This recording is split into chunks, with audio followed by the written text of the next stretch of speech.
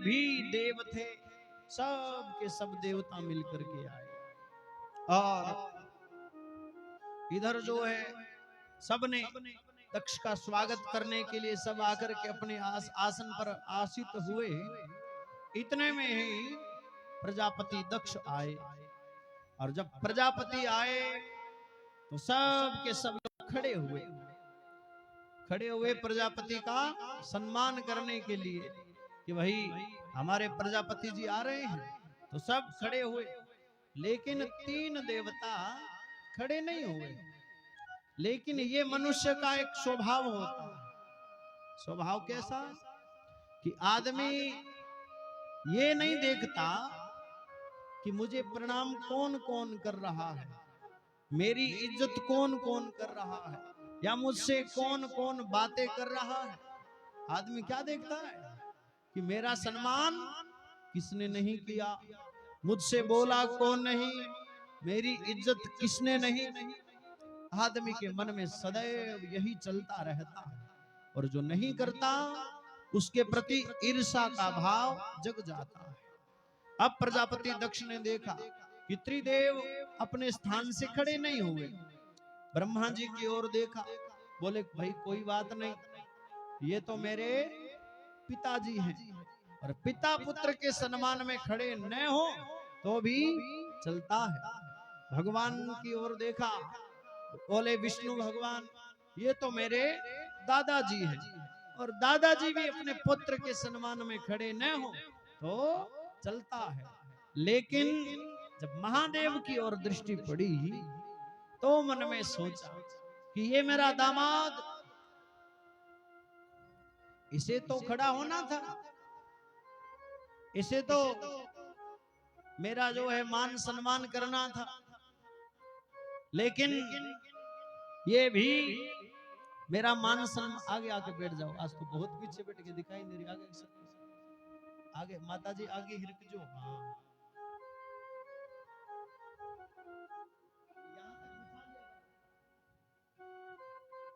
अब जो है मेरा दामाद भी मेरे सम्मान के लिए खड़ा नहीं होगा। अब जो है प्रजापति ने महाराज आसन पर बैठते ही और बोलना शुरू कर दिया। लोग बड़े हैरान हुए, देवता आपस में बातचीत करने लगे कि भाई जो सभापति होता है वो तो सबसे लास्ट में बोलता है। जैसे हम किसी नेता को घर में बुलाते हैं या कहीं पर कार्यक्रम होता है तो जो हमारे चीफ गेस्ट होते हैं वो कब बोलते हैं? सबसे लास्ट में बोलते हैं, और उनके बाद में बात पूरी हो जाती है। लेकिन प्रजापति दक्ष जो अभी अभी आए हैं, चीफ गेस्ट हैं, और सबसे पहले ही बोलना शुरू कर दिया। देवताओं ने सोचा कि कोई जरूरी बात होगी। अब जो है प्रजापति ने बोलते ही कहा, महाराज एक बात की मैंने सीख ले ली। क्या सीख ले ली?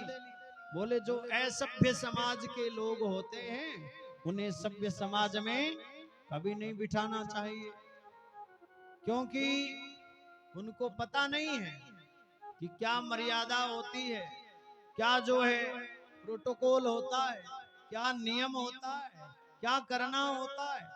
उनको किसी से कोई मतलब नहीं होता। एक देव ने पूछा, महाराज किसकी बात कर रहे हो? बोले किसकी क्या बात कर रहे हो?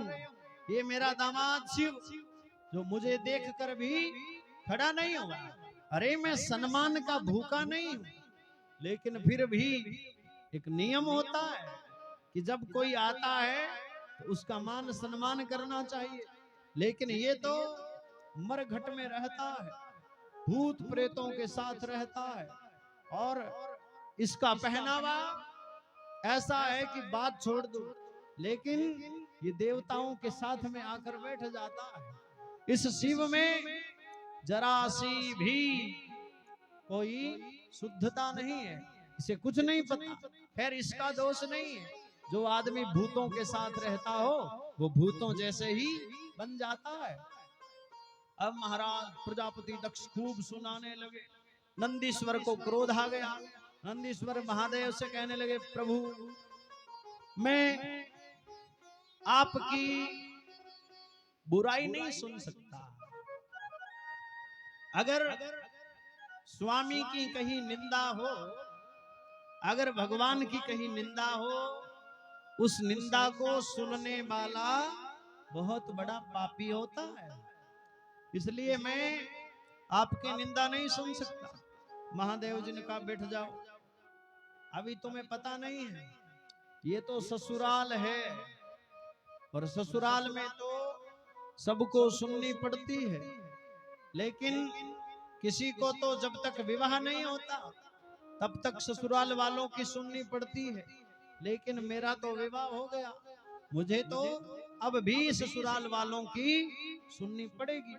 जो ये कहेंगे वो मुझे मानना पड़ेगा। और मेरे ससुर जी हैं, कुछ भी बोले। अब महाराज बहुत समय बीत गया, लेकिन अगर कोई आदमी हमारे साथ झगड़ा करे, हमेशा ध्यान रखना इस बात का, कोई आदमी हमसे झगड़ा करे, लड़ाई करे, और हम अगर उसको जवाब नहीं देंगे तो उसे और गुस्सा आएगा कि मैं इसके साथ लड़ रहा हूं, इसको भद्दी बातें बोल रहा हूं, लेकिन ये सामने से कुछ नहीं बोल रहा। अब ऐसा ही प्रजापति दक्ष के साथ हुआ। जब महादेव जी कुछ नहीं बोले तो प्रजापति और भड़क गया कि कैसा दुष्ट है ये, जिस पर मेरी बातों का भी कोई प्रभाव नहीं हो रहा। जाओ, मैं आज इसको भरी सभा में श्राप देता हूं कि इसे आज के बाद में यज्ञ का भाग नहीं मिलेगा। और इधर जो है श्राप मिल गया। इधर नंदीश्वर खड़े हुए, उन्होंने बोले तुम क्या महादेव को श्राप दोगे? जाओ, मैं तुम्हें श्राप देता हूं, तुम्हारे जो है बकरे का सर लग जाए। इधर भृगु जी खड़े हो गए, उन्होंने कहा तुम क्या श्राप देते हो? जाओ, मैं तुम्हें श्राप देता हूं कि शिव के गण पाखंडी हो जाए। इधर जो है भृगु जी को शिव के गणों ने श्राप दिया, बोले जाओ, हम तुम्हें श्राप देते हैं कि तुम्हारे बकरे की दाढ़ी लग जाए। और महाराज खूब एक दूसरे को श्राप देने का काम शुरू हो गया। इधर उषा देवता को श्राप दिया, इधर जो है भग देवता को भी श्राप मिल गया कि जाओ, तुम्हारे सारे के सारे दांत खूब जो है श्राप। इतने में महादेव जी खड़े हो गए, खड़े होकर कहने लगे ये सम्मान सभा चल रही है या श्राप सभा चल रही है? और वहां से जो है कैलाश धाम की ओर रवाना हो गए। थोड़े समय के बाद दक्ष ने शिव की ईर्षा से, महादेव की ईर्षा से पुनः एक बहुत बड़े यज्ञ का आयोजन करवाया। और आयोजन में सब के सब देवताओं को निमंत्रण दिया। जितने भी देवता थे सबको बुलाया, लेकिन महादेव जी को नहीं बुलाया। और जब महादेव जी को नहीं बुलाया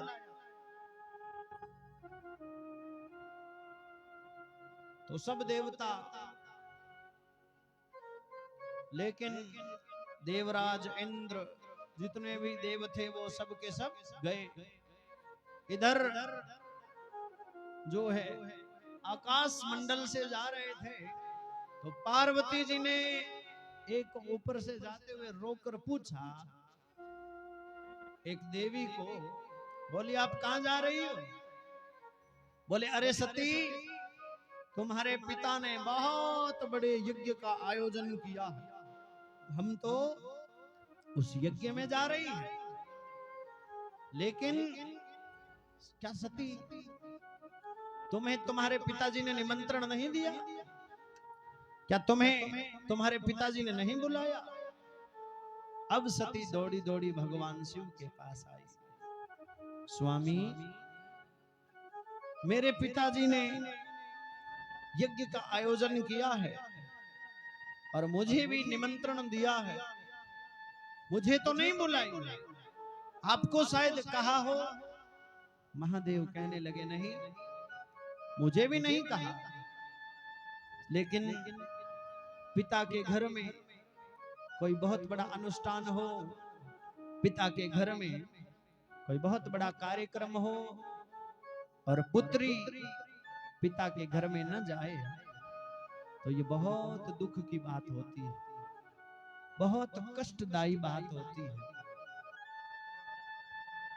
अब जो है सुनो, मैंने कहीं पर सुना है महादेव कि पुत्री को अपने पिता के घर जाने के लिए इजाजत नहीं लेनी पड़ती। पुत्री को अपने पिता के घर जाने के लिए किसी निमंत्रण की जरूरत नहीं होती।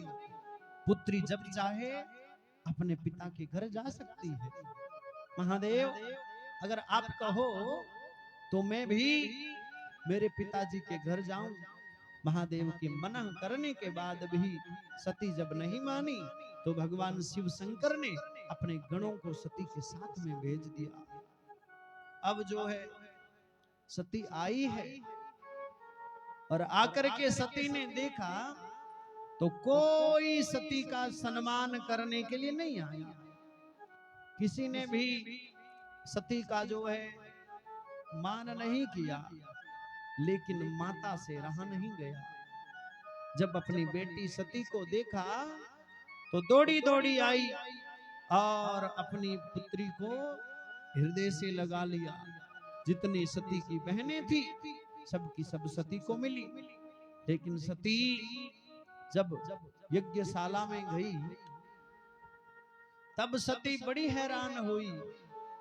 सबके सब देवताओं के आसन लगे हुए थे, सबके सब देवताओं का सम्मान था, लेकिन महादेव जी का कहीं पर भी आसन नहीं था, कहीं पर भी सिंहासन नहीं था। जब ये सती ने देखा तो सती बहुत लज्जित हुई। सती मन में ये सोचने लगी, जहां पर मेरे पति का मान नहीं, जहां पर मेरे पति को किसी ने नहीं बुलाया, वहां पर जाकर मैं क्या करूंगी। और सती ने जो है अपने पिता दक्ष से कहा, पिताश्री, जब तक ये आपके द्वारा दिया गया शरीर है तब तक आपका और हमारा नाता रहेगा। अब मैं महादेव जी को जाकर क्या कहूंगी, इसलिए मैं आज अपने प्राण ही त्याग दूंगी। और सती जो है महाराज और उस बहुत बड़े यज्ञ कुंड में जाकर के और सती ने अपने शरीर को समाप्त कर दिया। और इधर जैसे ही सती ने शरीर को समाप्त किया और शिव जी के गण महाराज खड़े हो गए और सब देवताओं पर प्रहार करने लगे। इधर भृगु जी ने रुक्षण मंत्र से दिव्य देव प्रकट किए। दिव्य देवताओं ने जो है सबके सब भूत प्रेतों को मार मार करके वापिस कैलाश में पहुंचा दिया। अब जो है महाराज इधर भगवान शिव शंकर को जब इस बात का पता चला कि सती ने अपने जो है सती ने शरीर त्याग दिया है, और जब ये बात शंकर को पता चली, शंकर ने अपनी जटाएं काटकर भूमि पर गिराई, जिससे जो है महाराज वीरभद्र का जन्म हुआ। और ये वीरभद्र को जन्म दिया। बोले जाओ यज्ञ सहित दक्ष को समाप्त कर दो। इधर जो है यज्ञ सहित दक्ष को समाप्त करने की बात आई। ये भूत प्रेत सब नाचते हुए और आंधी भयंकर, जब वीरभद्र चले तो बहुत तेज आंधी आई। अब जब आंधी आई तो देवता जो यज्ञ में बैठे हुए थे उन्होंने ये सोचा कि अब जो है एक देवता दूसरे देवता से बात कर रहा है कि भाई बहुत बड़ी आंधी आ रही है। एक देवता कहता है,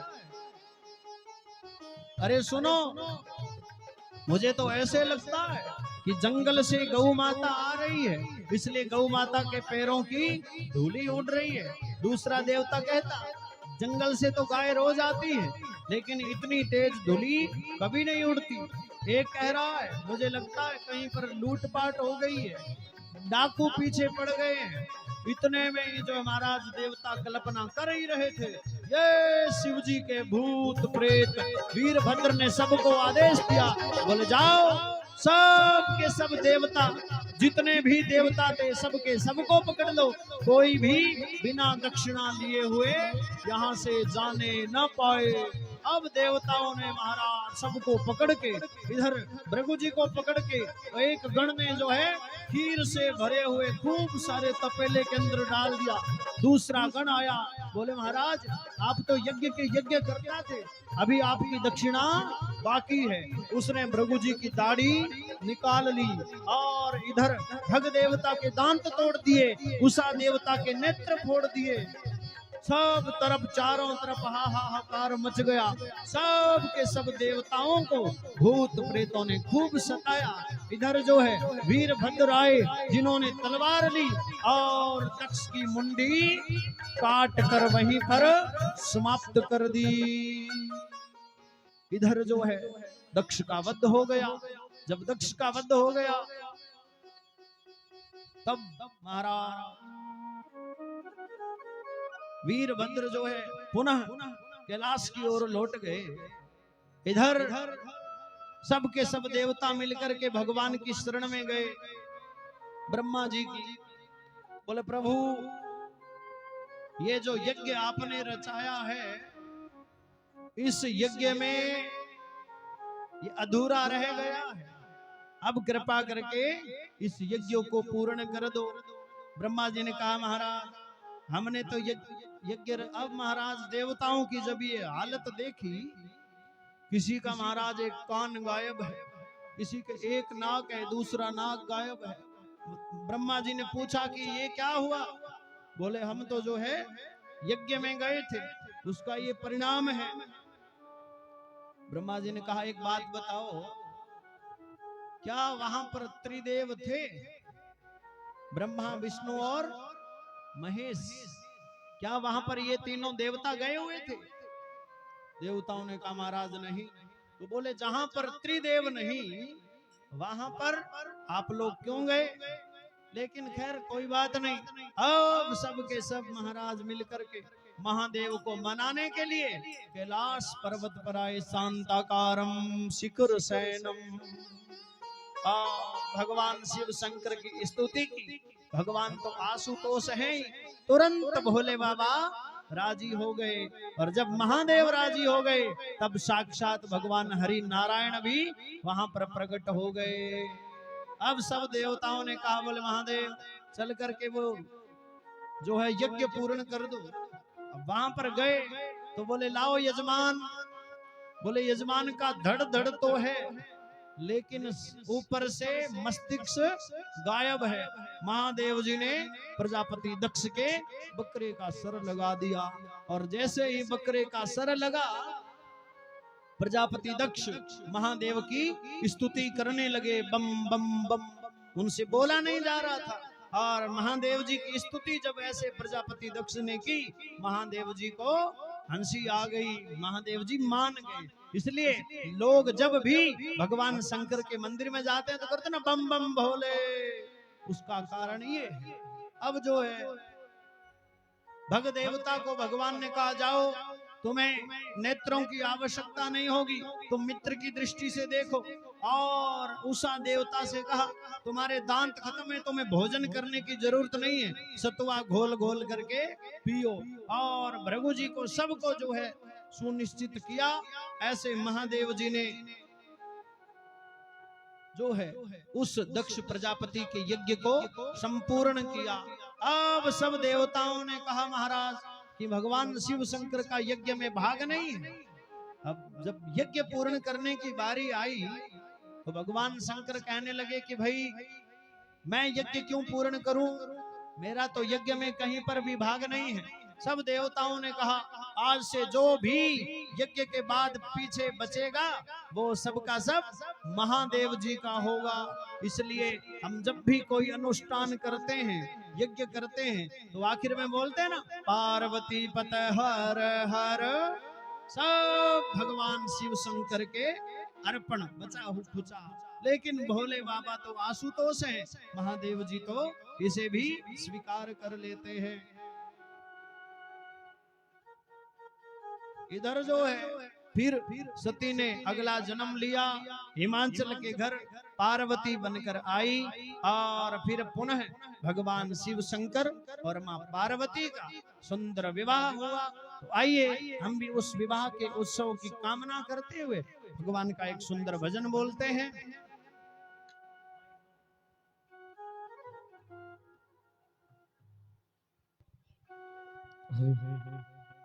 बोले शंकर भगवान की जय।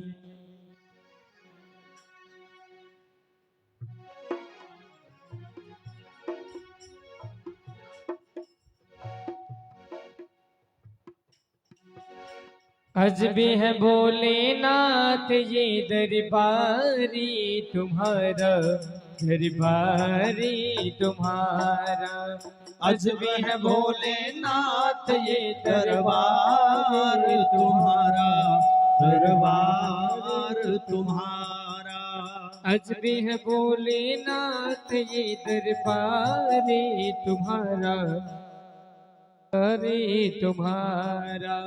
अजब है भोलेनाथ ये दरबार तुम्हारा, दरबार तुम्हारा।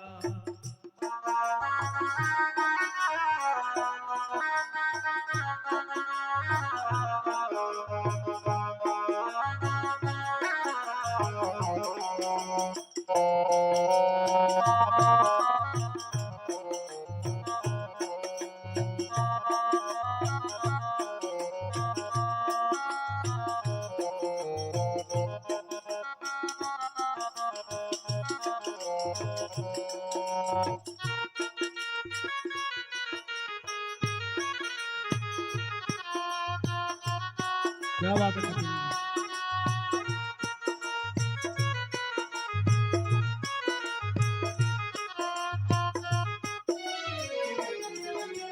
बाग पेल को हरदम एक जगह पर रखे, बाग प्रेम को हरदम एक जगह पर रखे। कभी न एक दूजे को बुरी नजर से ताके, कभी न एक दूजे को बुरी नजर से ताके। हे कहीं और नहीं देखा हमने, कहीं और नहीं देखा हमने ऐसा अजब नजारा। अजबे है भोलेनाथ ये दरबारे तुम्हारा, दरबारे तुम्हारा। अजबे है भोलेनाथ ये दरबारे तुम्हारा, दरबारे तुम्हारा।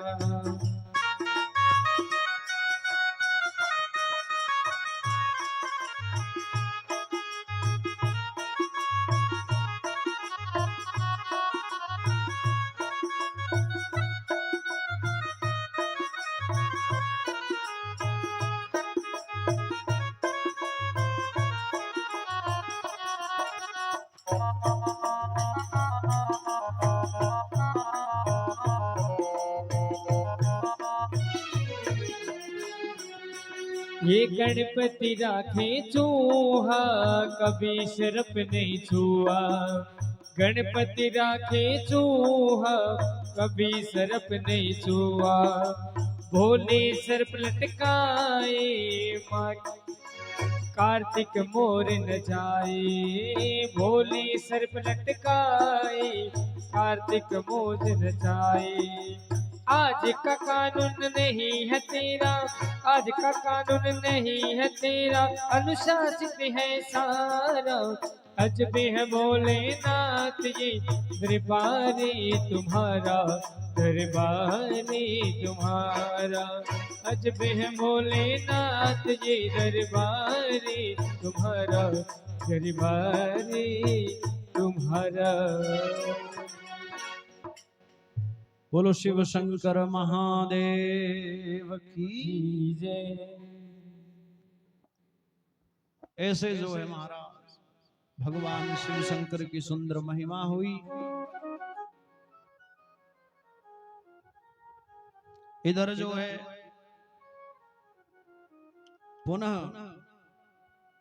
इसी सरिता में गोता लगाते हुए अब एक बड़े सुंदर भगत की बड़ी सुंदर कथा है, बड़े भाव से प्रेम के साथ सुने हैं।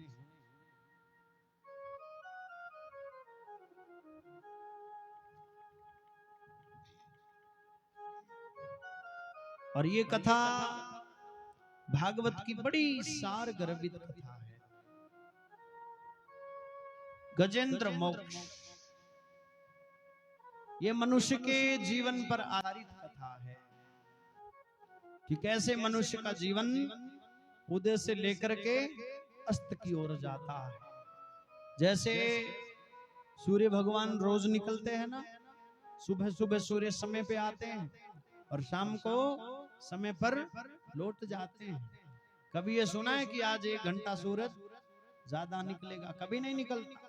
सब समय पर है, प्रकृति समय पर है, लेकिन हम समय पर नहीं है।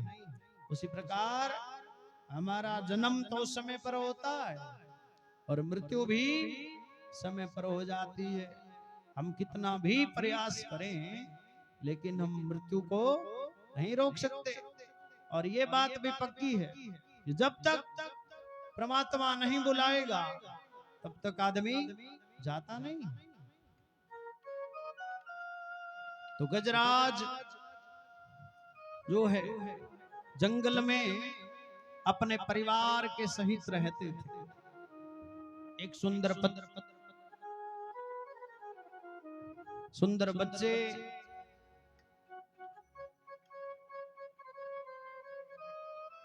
पूरा परिवार जो है बड़े आराम से ऐसो आराम से जीवन जीता था। एक दिन क्या हुआ, गजराज जो है जंगल में तालाब के किनारे जल पीने गए और जल पीने गए, जल पिया सो पिया, लेकिन जल पीने के बाद में हाथी था और हाथी को मस्ती छा गई। जल से जो है सूंड में भर भर के जल को उछालने लगे, पैरों से जो है जल क्रीड़ा करने लगे। ये सब एक ग्राह देख रहा था। उसे जो है गजराज पर गुस्सा आ गया। उसने आकर के और गजराज के पैर को पकड़ लिया। अब गजराज मन ही मन में हंसने लगा कि भाई इसने मेरे पैर को पकड़ लिया है, ये तो एक छोटा सा मगरमच्छ है और मैं इतना विशालकाय शरीर है मेरा, इतनी ताकत है, इस पैर को बड़ी आसानी से छुड़वा लूंगा। अब ये तो थी हाथी की कथा, लेकिन वास्तव में ये कथा हमारे लिए है। ये कथा किसके लिए है? हमारे लिए है। वो गजराज हाथी कौन है? बोले महाराज वो जो है परिवार है, पूरा परिवार है। आदमी एकदम अपने परिवार में विषय भोग में एकदम मस्त है और खूब धन है, खूब परिवार है, किसी प्रकार की कोई कमी नहीं है। और फिर जो है आदमी क्या करता है? आदमी के दिनों दिन अहंकार बढ़ता रहता है। अहंकार खूब अपनी सीमा से पार जब चला जाता है तो व्यक्ति ये भूल जाता है कि एक दिन मुझे मरना भी है, क्योंकि सबको जीने की है। आज तक आपने कभी सुना है कि किसी आदमी ने कहा बोले महाराज मुझे तो जो है मरने में बड़ा आनंद है? किसने कहा है आज तक? एक घर में लड़ाई वे जिंदा है जी, रोज ही है। एक कोई बिचारी बुढ़ी दादी ही तो भी घर वाला रोज लड़ता, तो दादी रोज गई ना मुझ तो मर जू तो ही ठीक है। अब बड़ी तंग एक दिन जो है रात की मौत आई और मौत आर दादी ने कहा हाँ भाई चल तू मन याद करे नहीं। दादी गए महाराज कुण हो थे? वो तो गए मौत हूर तन ले जन ने आई हूं। दादी गए अजय हूं के जो अजय तो मैं की देखियो कौन 80-90 साल ही लिया है थाने जे ले जणी है नहीं तो मार छोटकी बहू ले जो हारो दिन दुख दे मुझे के जो तो मतलब मौत कहना बड़ा सरल है लेकिन मरना बहुत कठिन काम है। गोरखनाथ जी एक वाणी में कहते हैं कि हे जोगी मरो, हे जोगी मरो, मरण है मीठा और ऐसी मरणी मरो तिस मरणी गोरख दीठा। मने मरना तो है, ये बात तो पक्की है, लेकिन मरना कैसे है? इस शरीर से आत्मा को निकालने को मरना नहीं कहते। ये बात हमेशा ध्यान रखना, क्योंकि जन्म और मरण हमारे बस में नहीं है। वो तो परमात्मा जब कहेंगे तब हमें शरीर छोड़कर जाना पड़ेगा, लेकिन हमारे बस में क्या है? मरना हमारे बस में है।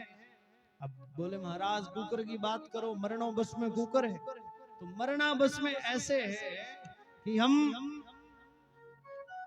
सबसे पहले तो अपने मन को मारें। किसको मारे? मन को। और जब मन को मारेंगे तो हमारी इच्छाएं अपने आप धीरे धीरे करते करते समाप्त हो जाएगी। अब आप देखो, बैठे बैठे कभी कभी मन में ख्याल आता है कि भाई ख्याल क्या आता है कि कुछ बड़ा करें, कुछ बड़ी सी गाड़ी ले ले और बड़ा सा मकान बना ले, लेकिन अपना बजट नहीं होता तो फिर मन मर जाता है। उसी प्रकार जब भी तुम्हारे मन में कोई ख्याल आए, जब भी भजन करने बैठोगे, जब भी कथा में जाकर कहीं बैठोगे, तो मन क्या कहेगा? अब आप लोग यहाँ कथा में बैठे हो तो आपके मन में क्या चल रहा है? बोले महाराज किंदा 3 बजे किंदा उठा और किठा है महात्मा की तुम जावे नुई नुई बात रोज हर किठा आने कुण ही कावे रोज रोज नो नो बतावे की। मतलब ये मन जो है, ये मन तो इन बातों को तुम्हारे भीतर तक जाने नहीं देगा। अब यहाँ कथा कथा में तो खूब ज्ञान होने हो क्या भाई, जीवन बड़ो परिवर्तनशील है, बड़ो परिवर्तन करा, लेकिन जो ही कथा पूरी बात भी खत्म। ये मन है। एक जगह एक कवि ने लिखा, मन लोभी मन लालची मन चंचल मन चोर मन के मते न चालिए पलक पलक मन। और मन का क्या है? मन तो एक क्षण में बदल जाता है। अब आप लोग देखो, अभी आप यहाँ बैठे हो, मन किसी का मन यहाँ है। अब आप सोचो विष्णु जी, आपका दिमाग कहाँ चल रहा है? सोच लिया? यहाँ तो नहीं है, लेकिन घूम रहे हो ना इधर उधर। कल की व्यवस्थाएं, लोगों की व्यवस्थाएं, खूब सारी चिंताएं हैं इस मन में। इसलिए इस मन को हम अपने बस में नहीं कर सकते। अरे हम तो क्या बड़े बड़े ऋषि मुनि जति तपी, वो भी इस मन को अपने बस में नहीं कर पाए। लेकिन प्रयत्न करो, ये नहीं कि भाई हम प्रयास करना ही छोड़ दें। अगर हम प्रयास करते हैं तो हम अपने मन को सुधार सकते हैं, और जब मन सुधर जाएगा फिर आत्मा तो सुधरी हुई है। अब आपको एक छोटा सा उदाहरण देता हूं।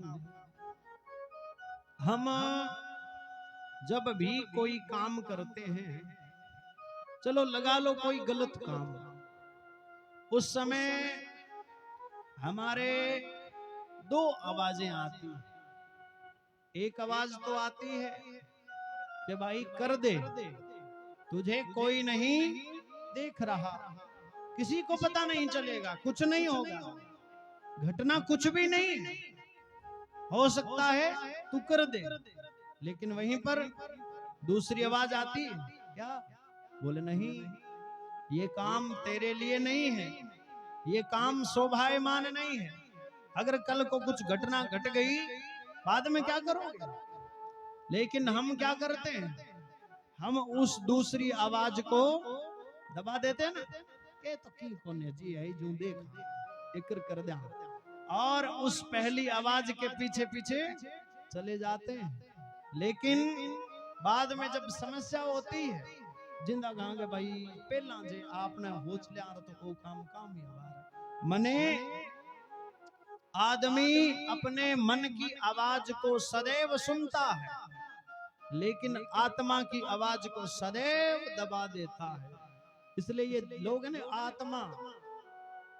अब एक आप सामान्य बात है, कोई आदमी बहुत पाप करने लग जाए, कोई आदमी किसी को मार दे तो उसके बाद फिर लोग कहते हैं ना कि इंगी तो आत्मा मर गई, मने इम तो आत्मा ही रही कोनी, मतलब उसने अपने आप की सुननी बंद कर दी। अब जो मन में आता है वो करता है। इसलिए कहते हैं सदैव अपनी आत्मा की बात को सुनना चाहिए। और जो आदमी आत्मा की बात को सुनता है, जो आदमी अपने मन को अपने वश में रखता है, वो कभी विचलित नहीं होता, वो कभी धोखा नहीं खाता। ये मन सिवाय एक धोखे की दुकान के दूसरा कुछ भी नहीं। इसलिए इस मन के भरोसे कभी मत चलो। अब आदमी जीवन भर जिंदगी में खूब कमाता है, खूब अपने परिवार के लिए दौड़ता है, कोई कमी नहीं रहती, सब आनंद होता है, लेकिन एक दिन उस गजराज की तरह अपने परिवार के साथ सुखों की चरम सीमा पर होता है। फिर धीरे धीरे जीवन में दुख आने शुरू हो जाते हैं। दुख क्या होते हैं? बोले महाराज सबसे पहला दुख क्या आता है? सबसे पहले घुटनों में दर्द शुरू हो जाता है। घुटनों में जब दर्द शुरू हो जाता है, अब गजराज के सबसे पहले क्या गए? सबसे पहले महाराज घुटने गए। घुटनों में दर्द हुआ तो मतलब भगवान ने क्या दे दिया? संकेत दिया है कि भाई संभल जा, अभी वक्त पड़ा है। लेकिन आपने तो जेगिंगा गोडा दुख है नहीं बे मारवर का नार पूछे गुरुजी गोडा वो दुख है, कोई इलाज बताओ। अब बताओ, भगवान तो संकेत कर रहे हैं कि भले आदमी अब भी समय है, अब भी चेत जा, भगवान के भजन में लग जा। लेकिन आदमी को लगता है अबे के अजय तो की घटी घटना ही कौन, अजय तो घर की बात है। धीरे धीरे धीरे धीरे घुटनों से जो है फिर महाराज ये शरीर एकदम बंजर होता जाता है। आदमी धीरे धीरे इसके कानों से सुनाई देना बंद हो जाता है। हाथ हिलते खूब हिलते हैं, अपने आप कंपन शुरू हो जाती हाथों में, आंखों से दिखाई देना बंद हो जाता है। ये शरीर फिर भी परमात्मा संकेत करते हैं कि भले आदमी अब भी जग जा, अब भी समय है, अब जाग मुसाफिर भोर बही, अब रैन कहां जो सोवत है, जो सोवत है सो खोवत है, जो जागत है सो पावत है। भले आदमी अब भी सचेत हो जा, लेकिन आदमी कहां सुनता है? आदमी आजकल का एक नया ट्रेंड चला है, जो आदमी जितना ज्यादा बूढ़ा होता है, आजकल देखा है कि वो आदमी उतने ज्यादा फैशन करता है। लोगों को जाना तो भगवान की ओर चाहिए, लेकिन लोग दुकान की ओर जाते हैं। नकली दांत हैं, ये पूरा हेयर कलर एकदम ब्लैक, कौन कहता है बूढ़ा है? लेकिन दांत नकली लगवा सकते हैं, कलर करवा सकते हैं, लेकिन ये जो चेहरा है इसकी चमक जब चली जाएगी, ये बिल्कुल सलवटें पड़ जाएगी। हाथ तुम्हारा काम करना बंद कर देंगे, पैर तुम्हारे जब जवाब दे देंगे, आंखों से दिखाई नहीं देगा, तब क्या करोगे? फंस तो गए। आदमी ने व्यवस्था तो बहुत कर रखी है कि मैं मरूं नहीं, अच्छे से अच्छे डॉक्टर से इलाज लेता है, लेकिन फिर भी जिस दिन मृत्यु आती है उस दिन फिर किसी की नहीं चलती है। मौत कभी किसी को नहीं छोड़ती। एक कवि ने बड़ा सुंदर लिखा है कि सज धज कर जब मौत की सहजादी आएगी, ना सोना काम आएगा ना चांदी काम आएगी। जब सज कर मौत की सहजादी आएगी भैया, उस दिन न तुम्हारा सोना काम आएगा न तुम्हारी चांदी काम आएगी। फिर क्या होगा? फिर जो है प्राण शरीर से निकल जाएंगे। अब पछताया क्या भये, जब चिड़िया चुग गई खेत। फिर सिवाय पछतावे के और तुम्हारे हाथ कुछ नहीं आएगा। इसलिए भैया अभी समय है, अभी अगर सचेत हो गए, अभी अगर भगवान के भजन में लग गए तो तुम्हारा जीवन सुधर जाएगा। नहीं तो भगवान जांभोजी वाली बात है। मैंने एक दिन कहा था कि पीछे कलियर कागा रोलो रेसी कूक पुकारी। पीछे लोग आएंगे ना, लोग जब कोई संसार छोड़कर चला जाता है, थोड़ी सी टेढ़ी बात है, बुरा मत मानना। लोग मिलने के लिए आते हैं और मिलने के बाद जब खाना खाते हैं तो वही लोग यही कहते हैं कि भैया सब्जी में थोड़ा सा नमक कम है, सब्जी स्वाद नहीं। तो समझ लो हमारे सिवाय लोक दिखाई के और इस संसार में कुछ नहीं है। इसलिए केवल और केवल भगवान का भजन ही है जो तुम्हारा माध्यम है। एक बड़ा सुंदर भजन है, आइए सब लोग मिलकर के बोलते हैं। हो बिन जारी है, हो काया मारी है, तू हंस हंस बोल। भैया 2 दिन की जिंदगी है, क्यों किसी से झगड़ना? हमारी कोई गारंटी कार्ड नहीं है कि हम इतने साल जिएंगे। एक कवि ने लिखा, तुम बात करे कल की और तुझे खबर नहीं है पल की। पल का भरोसा नहीं है कि अगले पल तुम्हारे साथ क्या घटना घटेगी, कोई पता नहीं है। इसलिए आइए, हो बिन जारी है, हो काया मारी है, तू हंस हंस बोल, ये मीठी बोल, बाता थारी रह जासी बिन जारी है, काया मारी है, तू हंस हंस बोल, मीठी मीठी बोल, प्यारी प्यारी बोल, बाता रह जासी।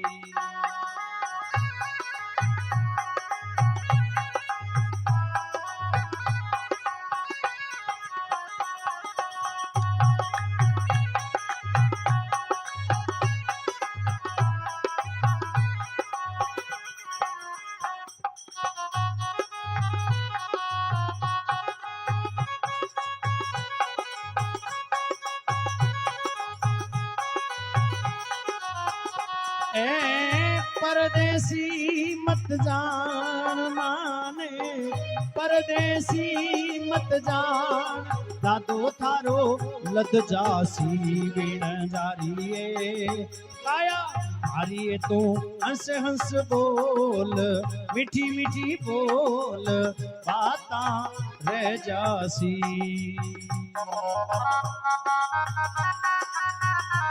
कपिल जी क्या बात है, बहुत अच्छे।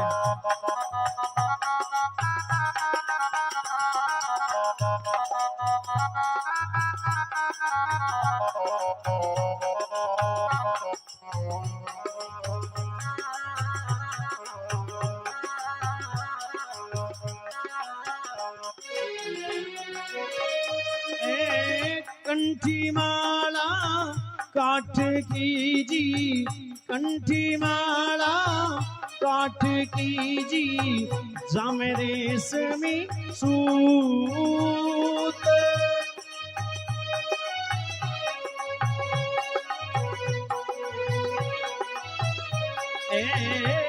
सूत बिचारो क्या करे जी, सूत बिचारो क्या करे जद गातण वालो है कपूत बाता थारी रह जासी बीण जारी काया मारी तो हंस हंस बोल मीठी मीठी बोल बाता थारी रह जासी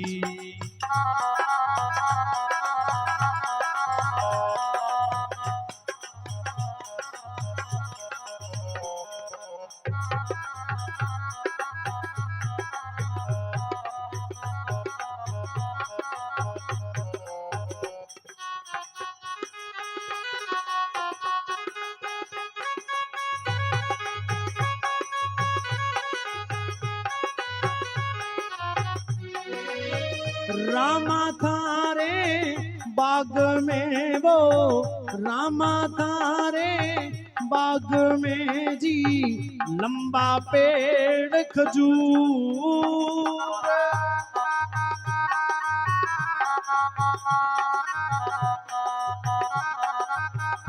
चढ़े तो मेवा चाख ले जी चढ़े तो मेवा चाख ले भाई गिरे तो चकना चूर बाता थारी रह जासी बीण जारी काया मारी तो हंस हंस बोल मीठी मीठी बोल बाता रह जासी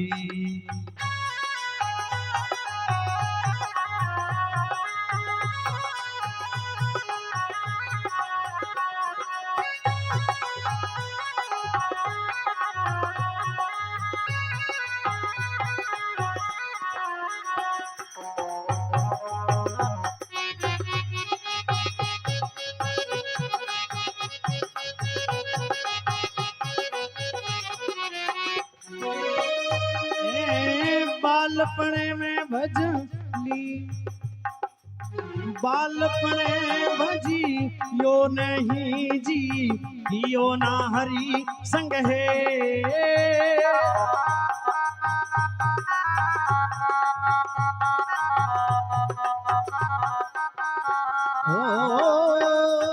अब पछताया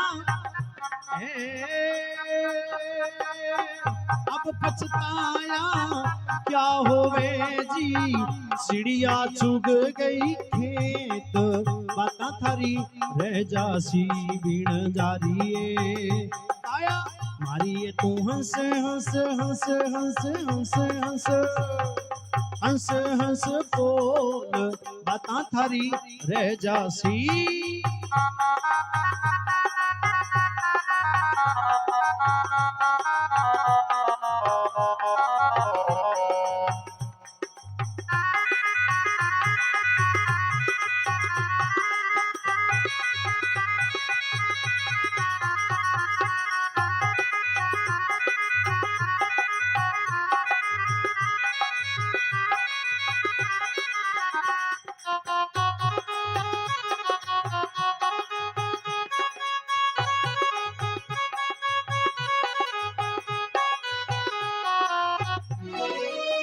बालद थारी लद गई जी ऊपर लागी लगाम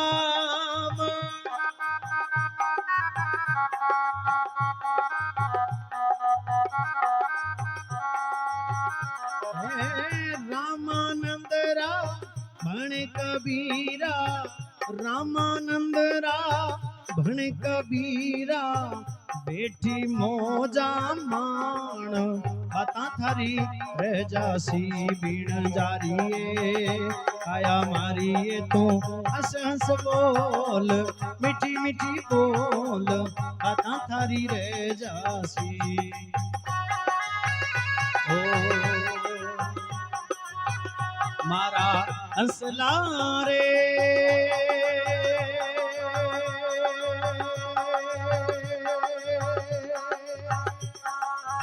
चुगले चुगले मोती डारी चूण कोई मोती डारी चूण हीरो तो चुग सवाला करो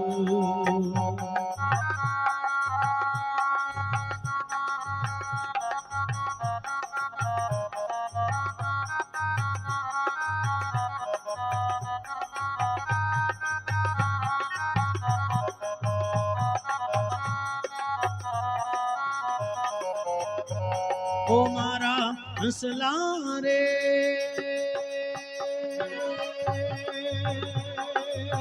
जानो जानो धाम मुकाम कोई धाम मुकाम समरातल धोरे जाव नो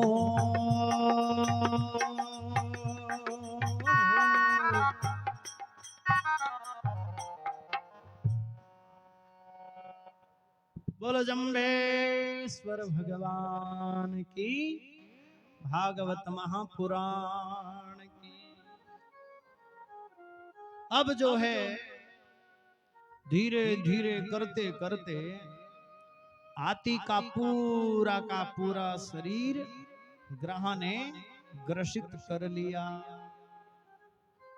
पहले तो पत्नी बच्चे सब पास में खड़े थे। हाथी जब अपने शरीर की रक्षा खुद नहीं कर सका तो अपनी पत्नी अपने बच्चों से कहा, सुनो, ग्रह ने मेरा शरीर पकड़ लिया है तो आकर के मेरी सहायता करो। आदमी जब बीमार होता है तो अपने बच्चों से अपनी पत्नी से सहायता मांगता है, लेकिन सहायता सब करते भी हैं। बच्चों से जितनी सेवा होती है माँ बाप की सेवा करते हैं, ऐसा कोई नहीं है कईयों को छोड़कर जो अपने माता पिता की सेवा न करता हो। लेकिन जब एक सीमा होती है सेवा की भी। लेकिन कई बालक ऐसे सज्जन होते हैं जो अपने माता पिता की अंतिम श्वास तक सेवा करते हैं। ये बहुत बड़ा पुण्य होता है। जो इस पुण्य को लेता है वो बहुत बड़ा बड़भागी जीव होता है। अब जो है थोड़े समय तक तो पत्नी और बच्चे पास में रहे। जब पूरा शरीर हाथी का डूब गया, केवल सूंड बची, तब जो है पत्नी और बच्चे भी हाथी को छोड़ करके और जंगल की ओर चल पड़े। अब हाथी बिल्कुल अकेला है। यही स्थिति आदमी की होती है, बिल्कुल अकेला होता है। कोई सुनने वाला नहीं, कोई सुनाने वाला नहीं। तब जो है एक बड़ी सुंदर दृष्टांत आता है।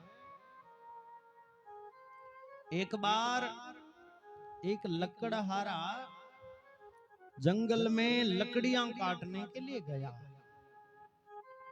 तो उसने क्या देखा कि जंगल के बीच में एक बहुत बड़ा गहरा कुआं है। उस कुएं के बिल्कुल पास में एक पेड़ है और उस पेड़ पर एक बहुत सुंदर टहनी है और उस टहनी पर एक बहुत सुंदर मधुमक्खियों का छत्ता है और उस छत्ते से शहद की बूंदें रह रह कर टपक रही है।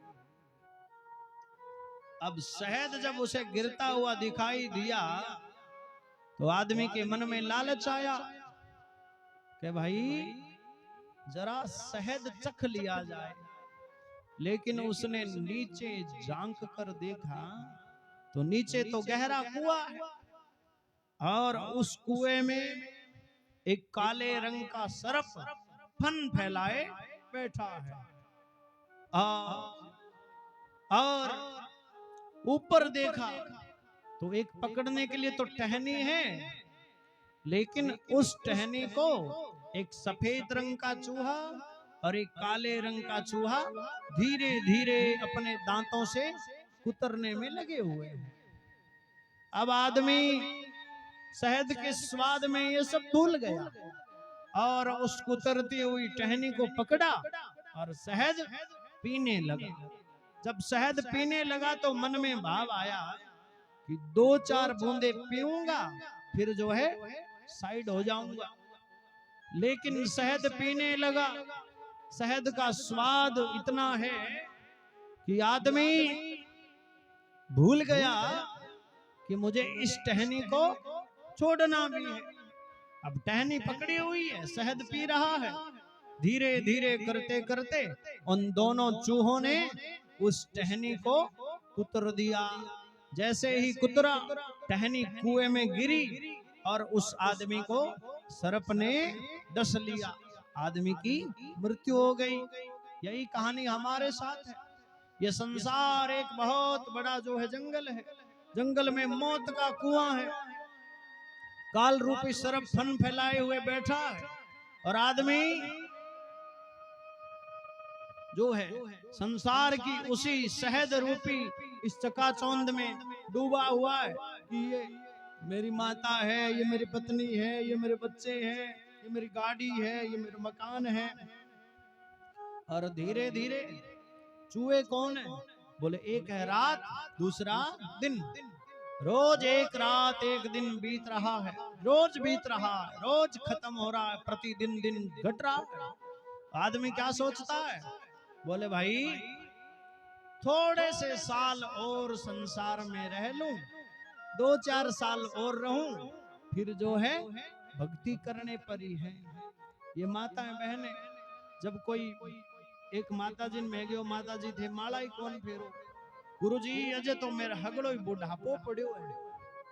और जब बुढ़ापा आता है फिर जो है पोती पोते हैं। अब देखो आदमी के जब पोता होता है ना, पोता क्या कहता है? दादा।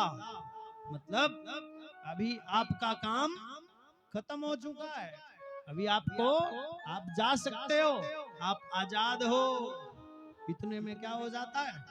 दोहिता। दोहिता क्या कहता है?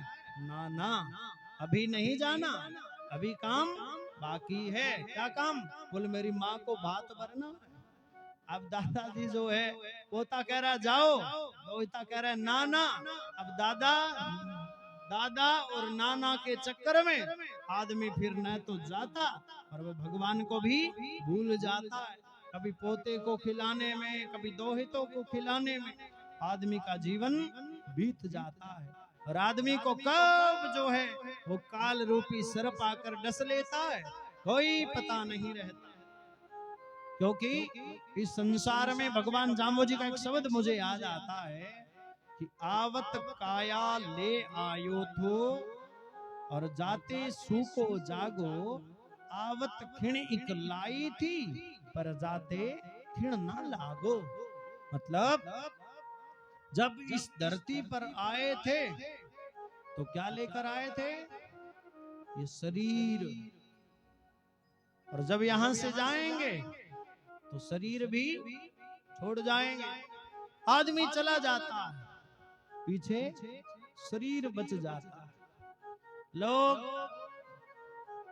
अब जैसे समझना, आदमी का शरीर जब आदमी से छूट गया तो वो आदमी क्या हो जाता है? जीव हो जाता है। हमारे यहाँ जब किसी का शरीर छूट जाता है तो हम लोग भी अपनी भाषा में कहते हैं ना कि भाई जीव आ गयो, जीव कागोड़ ले ली, जीव पूड़ी ले ली। मने जब तक शरीर है तब तक इंसान है, जब तक शरीर है तब तक विवेकानंद है, जब तक शरीर है तब तक विष्णु है। जब ये शरीर गया विवेकानंद खत्म हो गया। उसी भांति जब तक हमारी ये देह हमारे पास है तब तक तो हम संसार के जो है संसार हमें भोग रहे। एक घर के अंदर एक पत्नी और एक पति रहते थे। तो पत्नी ने एक दिन अपने पति से कहा, सुनो अगर मैं भगवान न करे कल को मर गई तो फिर आपको जब मेरी याद आएगी तो आप क्या करोगे? पति कहा कि मैं तेरी याद में रोऊंगा। पत्नी कहने लगी चलो एक मैं वादा करती हूँ, ये बात तो पक्की है कि मैं आपसे पहले जाऊंगी, लेकिन अगर मैं मर गई और मरने के बाद अगर मैं मिलने आई तो गेट खोल दोगे?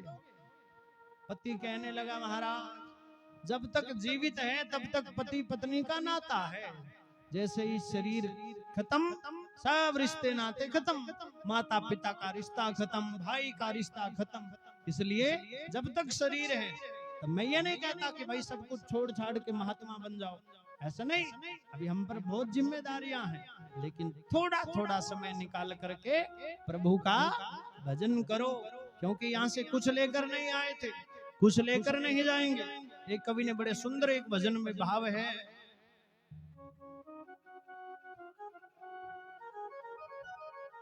ये क्या लेके आयो बंदे, क्या लेके जाएगा,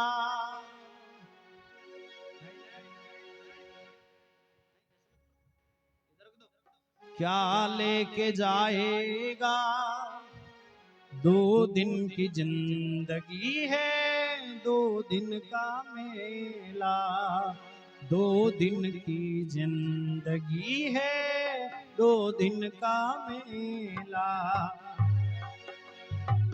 क्या लेके आयो बंदे, क्या लेके आयो रे बंदे, क्या लेके जाएगा, क्या लेके जाएगा, 2 दिन की जिंदगी में 2 दिन का मेला, 2 दिन की जिंदगी में 2 दिन का मेला।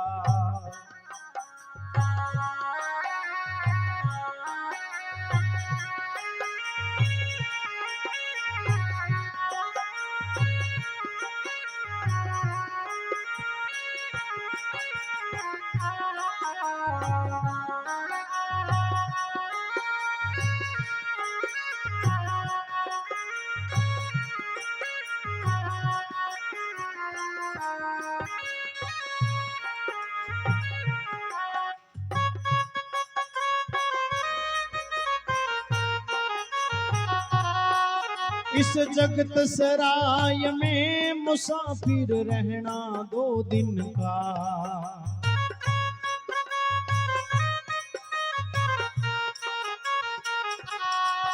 इस जगत सराय में मुसाफिर रहना 2 दिन का, मुसाफिर रहना 2 दिन का, क्यों बिरथा करे गुमान मूर्ख इस धन और जौवन का, क्यों बिरथा करे गुमान मूर्ख इस धन और जौवन का, बंद मुट्ठी आयो जग में, बंद मुट्ठी आयो जग में, खाली मुट्ठी जाएगा, खाली मुट्ठी जाएगा, 2 दिन की जिंदगी में 2 दिन का मेला।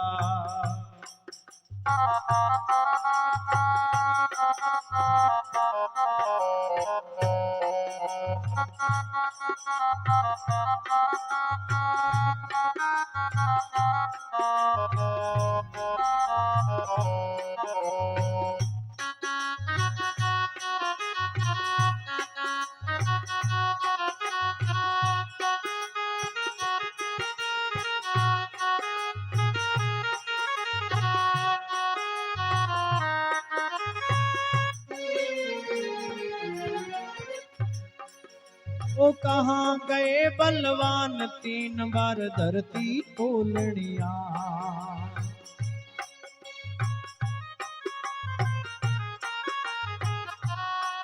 वे कठे गया बलवान 3 बार धरती तोलनिया, 3 बार धरती तोलनिया, जारी पड़ती धाक नहीं कोई सामे बोलनिया, जारी पड़ती धाक नहीं कोई,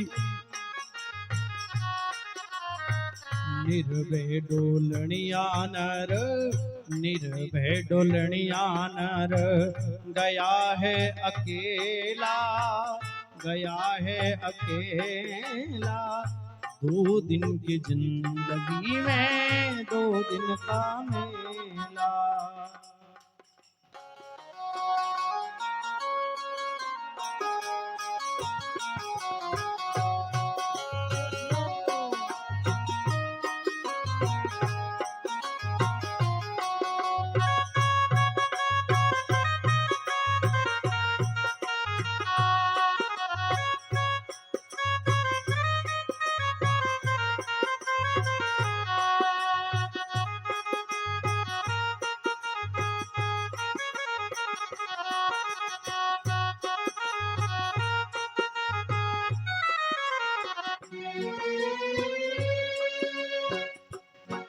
नहीं छोड़ सके कोई माया गिनी गिनाई ने।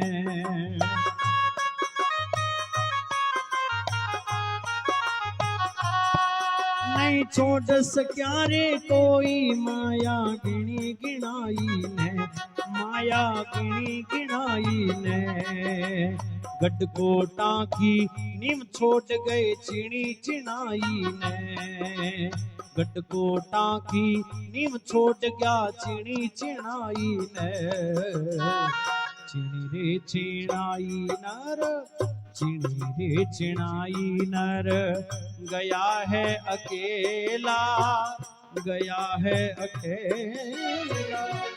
2 दिन की जिंदगी में 2 दिन का मेला।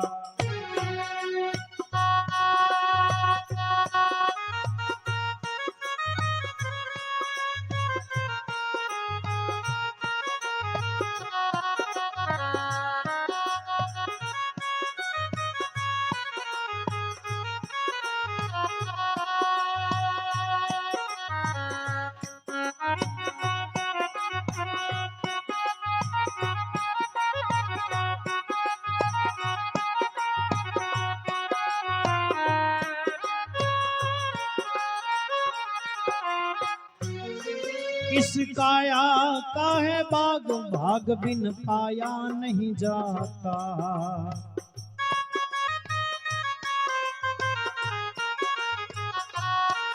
इस काया का है बाग, भाग बिन पाया नहीं जाता, भाग बिन पाया नहीं जाता।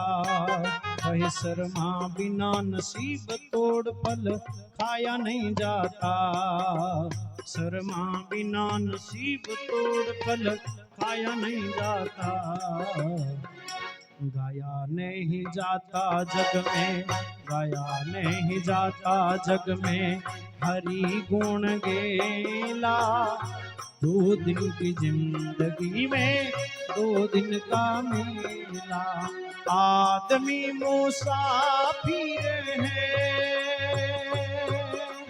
आता और जाता है, आते जाते रास्ते में यादें रह जाती है। बोलो जम्बेश्वर भगवान की। अब जो है जिस पल का आप सबको इंतजार था वह पल आ गया। अब सब बड़े भाव से आधे घंटे के लिए बिल्कुल सीधे होकर के और इधर उधर बिना छेड़खानी किए हुए बच्चों से कथा ध्यान से सुनो।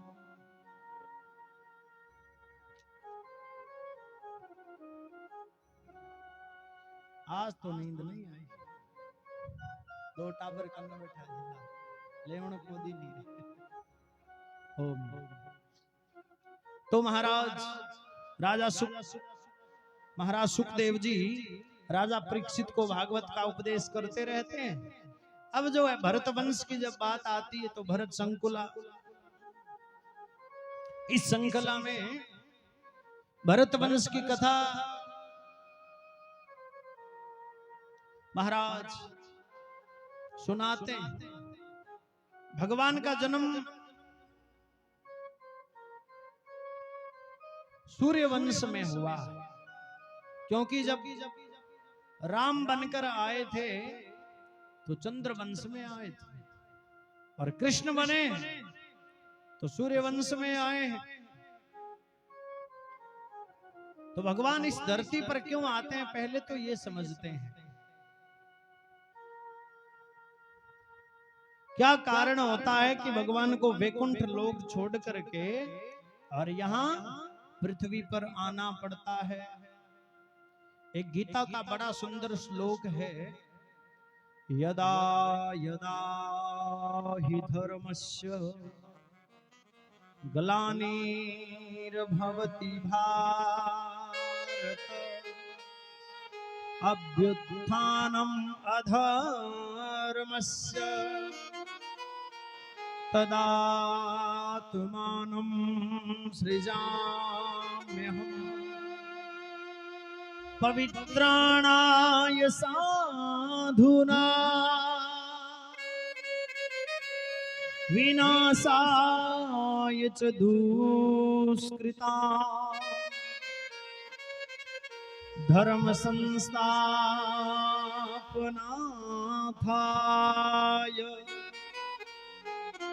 स्वं भवामि युगे युगे।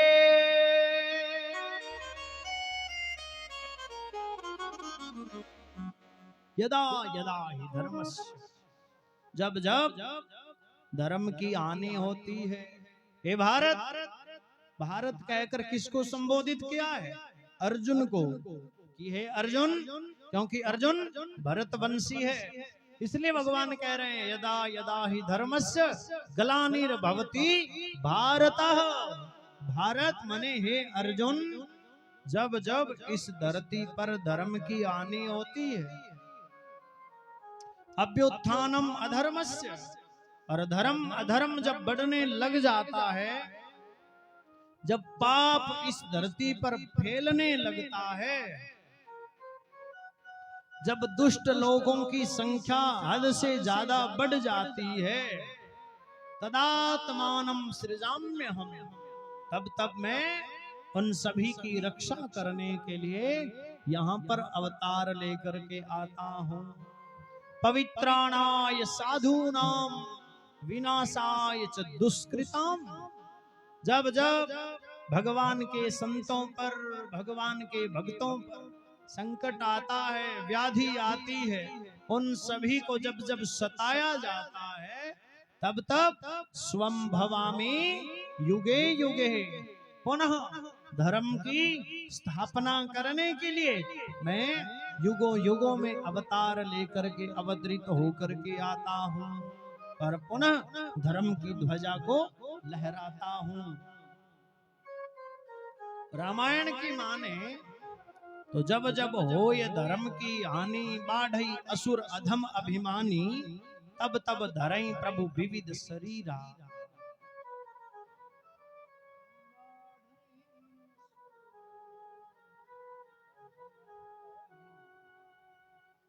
और फिर जो है भगवान आकर के और पुनः धर्म की ध्वजा को लहराते हैं। तो सुखदेव जी कहते हैं, महाराज भगवान कृष्ण के जन्म को जब छूकर निकलने लगे तो परीक्षित ने रोक लिया, बोले ठहरो, ये जो मेरी गर्भ में रक्षा करने के लिए आए थे, मुझे तो उनके अवतार की पूरी कथा विस्तार से सुननी है, ऐसे बीच में जाने नहीं दूंगा, पूरी कथा विस्तार से सुनाओ। तो सुखदेव जी कहते हैं, हे राजन, फिर ध्यान पूर्वक कथा सुनो। एक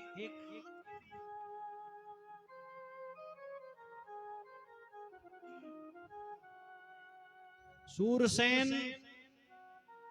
जिनके पुत्र हुए वसुदेव जी, और इधर यदुवंश में उग्रसेन, और उग्रसेन के एक बेटा हुआ कंस। अब जिसका नाम ही कंस है, कंस जो है बहुत बड़ा पापी था, बहुत अत्याचारी था, लोगों पर खूब पाप करता, खूब जो है लोगों को परेशान करता, यहाँ तक कि उसने अपने पिता को जेल में डाल दिया और खुद जो है राजा बन गया जबरदस्ती।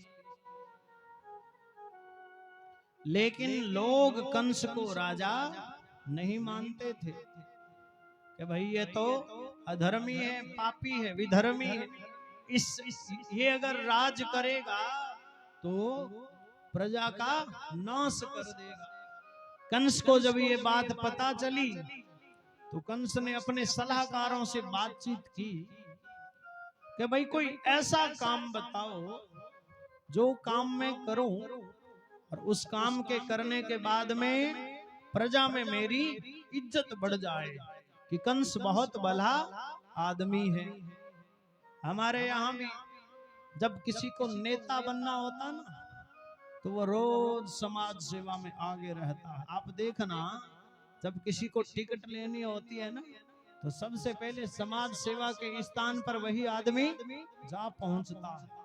अब कंस ने कहा कि हमारी पब्लिक में थोड़ी छवि खराब है, जरा इसे सुधार ली जाए। अब मंत्रियों से परामर्श मांगा, तो मंत्रियों ने कहा, सुनो महाराज, तुम्हारे एक चचेरी बहन है, अगर तुम उसका विवाह करवा दो अपने हाथों से, और बड़ी धूमधाम से करवाना, फिर लोगों में प्रचार की हम कमी नहीं छोड़ेंगे कि भाई कंस देखो कितना भला आदमी है, जिसने अपनी चचेरी बहन का विवाह अपनी सगी बहन के जैसे करवाया है।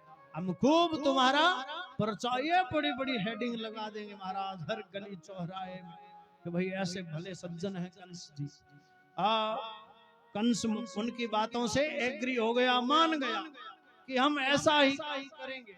अब कंस ने अपनी बहन देवकी का विवाह बड़ी धूमधाम से वसुदेव जी के साथ तय कर दिया और बड़ी धूमधाम से विवाह कर दिया। अच्छा, विवाह किया और जब देवकी जाने लगी तो कंस ने कहा कहानी में थोड़ा ट्विस्ट डाला जाए, थोड़ा कुछ दिखावा किया जाए, जिससे लोगों को लगेगा कि भाई कंस सच में भला आदमी है। अब कंस जो है देवकी को गले लगाकर ये फूट फूट कर रोने लगा, मेरी बहन देवकी, तू जब चली जाएगी तो फिर पीछे मेरा क्या होगा। और पूरी जनता देख रही है।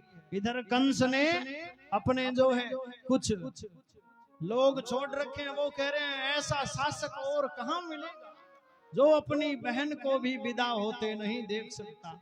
हमारी प्रजा के लिए इससे अच्छा कोई राजा हो ही नहीं सकता। अब कंस ने कहा थोड़ा और कुछ किया जाए, तो रोते रोते कंस कहता है, मेरी एक ही बहन है, इस बहन को ससुराल तक मैं अपने रथ में छोड़ करके आऊंगा। अब तो लोग पूरे इमोशनल हो गए, भाई ऐसा सज्जन राजा।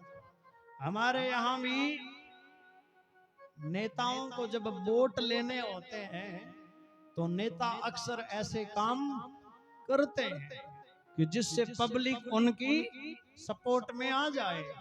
वही ये राजनीति आज से नहीं, राजनीति लाखों सालों से ऐसे ही चलती आ रही है, क्योंकि जनता है भोली भाली और जनता को बहलाना फुसलाना नेता अच्छे से जानते हैं। अब जो है कंस अपनी बहन देवकी को विदा करने के लिए अपने रथ में बैठा करके पूरे नगर के चक्कर लगाते हुए जब जाने लगा, जैसे ही मथुरा से बाहर निकले, ऊपर आकाशवाणी हुई, अरे कंस, तू किसे ससुराल पहुंचा रहा है? इसी देवकी की 8वीं संतान तेरा काल बन करके आएगी। जैसे ही कंस ने सुना, ये महाराज तुरंत तलवार निकाल ली। सारा बहन का प्यार, सारा झूठा दिखावा कंस का सामने आ गया। बोला, नहीं रहेगी देवकी और नहीं होगी इसके संतान, मैं अभी के अभी देवकी का वध कर देता हूँ। जैसे ही मारने लगा, वसुदेव जी ने हाथ पकड़ दिया। बोल, नहीं महाराज, आप जो है इतने बड़े राजा हो, आपने अगर अपनी बहन का वध कर दिया तो फिर कल को लोग आपको क्या कहेंगे? हे महाराज, हमें जीवित छोड़ दीजिए और मैं सत्यवादी वसुदेव आपको वचन देता हूं, हमारे जब संतान होगी 8वीं, उस समय उस संतान के जन्म लेते ही मैं आपको वो संतान ला कर दूंगा, आप उसका वध कर देना, लेकिन कृपया करके देवकी को छोड़ दीजिए। कंस मान गया कि भाई ठीक है, जाओ, मैंने तुम्हें छोड़ दिया। अब कंस महल में आया, इधर नारद जी ये सब देख रहे हैं। नारद जी ने कहा अगर कंस इतना सुधर गया और इसके पापों का घड़ा जब तक भरेगा नहीं तब तक भगवान अवतार नहीं लेंगे। अब नारद जी महाराज हाथ में कमल का फूल लिया और कंस के महल में नारायण नारायण करते पहुंच गए। अब नारद जी ने कंस को कमल का फूल दिखाया, बोले राजन इसे देखो। बोले महाराज ये तो कमल का फूल है। बोले इसमें कितनी पंखुड़ियां हैं? बोले 8 पंखुड़ी है। अब नारद जी कहने लगे तुम बता सकते हो कि पहली कौन सी है और 8वीं कौन सी है? कंस तुरंत समझ गया, सैनिकों को आदेश दिया, बोले जाओ देवकी और वसुदेव को कारागृह में बंदी बनाकर ले आओ, बंद कर दो, जेल में डाल दो। अब महाराज कंस ने जो है देवकी और वसुदेव जी को जेल में डाल दिया। धीरे धीरे करते करते समय बीतता रहा।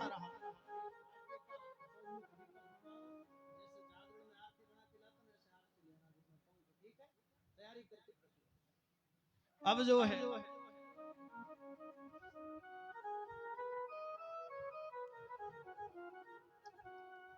कंस धीरे धीरे करते करते 6 संतानों का कंस ने वध कर दिया। और अब जो है भगवान श्री हरि ने शेषनाग जी को आदेश दिया, बोले आप जाकर के रोहिणी के गर्भ में गर्भ धारण करो और इस धरती पर मेरे बड़े भाई बन करके अवतार लेकर के आओ। क्योंकि छोटा भाई बनकर पूर्व जन्म में मैं बड़ा था, मैं राम था, आप मेरे छोटे भाई थे, लेकिन इस बार बड़े भैया बनकर आना है। तो शेषनाग जी महाराज रोहिणी के यहाँ देवकी के 7वां कहते हैं कि गर्भपात हो जाता है। तो कंस कहता है कि ठीक है मुझे पाप नहीं करना पड़ेगा। अब धीरे धीरे समय बीत रहा है, समय नजदीक आ रहा है। यहाँ पर देवता सब लोग मिलकर के भगवान हरि की शरण में गए हैं और भगवान की सुंदर स्तुति की है। शांताकारं भुजगशयनं पद्मनाभं सुरेशं विश्वाधारं गगनसदृशं मेघवर्णं शुभांगं लक्ष्मीकान्तं कमलनयनं योगिविरधानगम्यं वंदे विष्णु भवभयहरणं सर्वलोकैकनाथम्।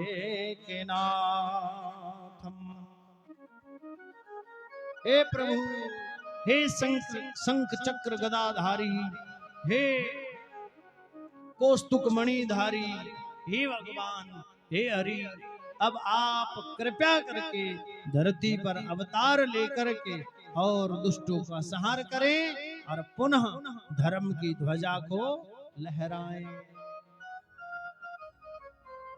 अब भगवान ने महाराज एक दिन जन्म से एक दिन पूर्व वसुदेव जी को रात्रि में आकर स्वप्न में भगवान ने अपना चतुर्भुज रूप धारण किया और साक्षात वसुदेव जी को भगवान ने दर्शन दिए हैं। बोलो नारायण भगवान की। भगवान को दर्शन दे करके अब जो है भगवान वसुदेव जी से कहते हैं कि हे वसुदेव जी, मैं तुम्हारी पत्नी के गर्भ से जन्म लेकर के अवतरित होकर के आ रहा हूं। जब मेरा अवतार हो जाए उसके बाद मुझे जो है गोकुल में नंद बाबा के घर छोड़ देना और वहां से जो यशोदा के घर एक कन्या होगी उस कन्या को ले आना। अब जो है वसुदेव जी को भगवान दर्शन देते हैं, पूरी बात समझाते हैं और ठीक अगले दिन का सूर्योदय हुआ, भादवे का महीना, जन्माष्टमी तिथि और रोहिणी नक्षत्र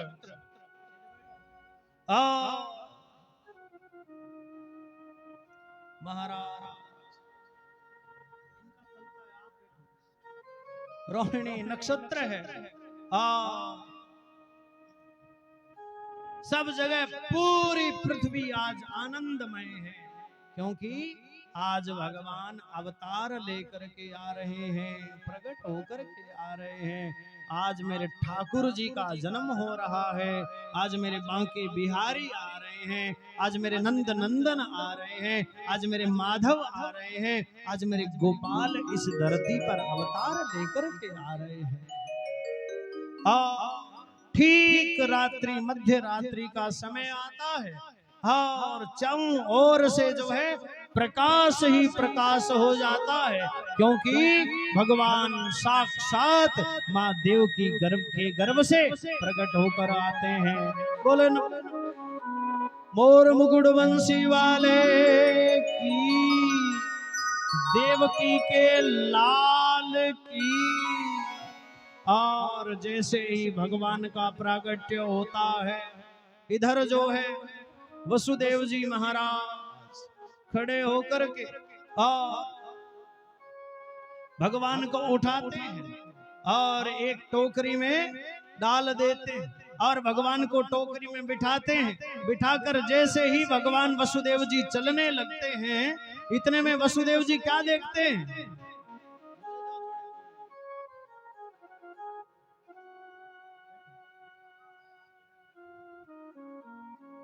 वसुदेव जी क्या देखते हैं कि जितने भी पहरेदार थे वो सब के सब पहरेदार सो गए हैं, और जितने भी ताले लगे हुए थे वो सब के सब ताले अपने आप खुल गए हैं। अब लोग कहते हैं कि ऐसा कैसे हो सकता है कि भाई पहरेदार सो जाएं और ताले खुल जाए? तो ऐसा ऐसे होता है, जिस जीव पर भगवान की कृपा नहीं होती उस जीव को भगवान के दर्शन कभी नहीं होते। फिर उनको क्या करती है? उनको माया घेर लेती है, उनको नींद घेर लेती है। तो जितने भी सैनिक थे सब के सब सैनिकों को नींद आ गई और ताले अपने आप खुल गए, सारी की सारी बेड़ियां अपने आप टूट गई और वसुदेव जी भगवान को अपने सर पे उठा करके टोकरी और जो है वृंदावन गोकुल की ओर रवाना हो जाते हैं। इधर जो है रास्ते में चल रहे हैं तो रास्ते में यमुना महारानी है, जिसको पार करने के लिए वसुदेव जी जा रहे हैं। अब महाराज ऊपर आकाश मंडल से झीणी झीणी बरसात हो रही है। ये पक्षी सब रात्रि में ही जितने भी संसार के पक्षी थे सब जो है कल कल करके बोल करके और भगवान का भव्य दिव्य स्वागत करते हैं। इधर जो है जैसे ही रात्रि का समय है, ऊपर शेषनाग जी ने भगवान को छाया की हुई है और भगवान जा रहे हैं।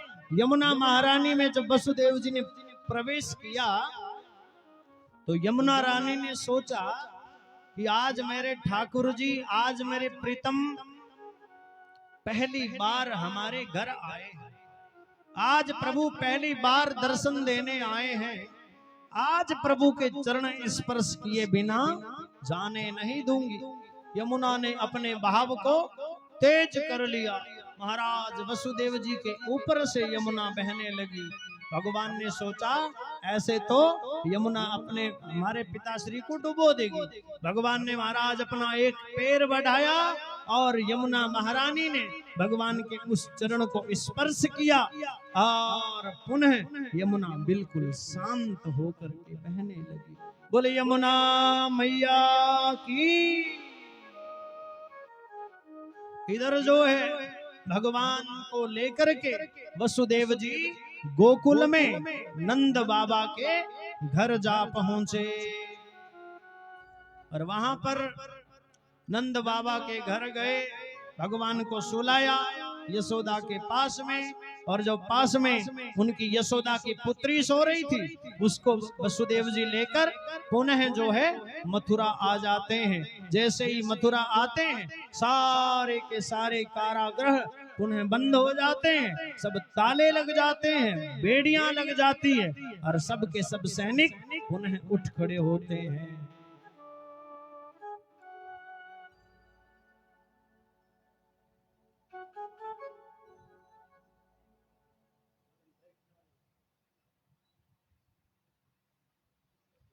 अब जो है इधर वसुदेव जी जब आए,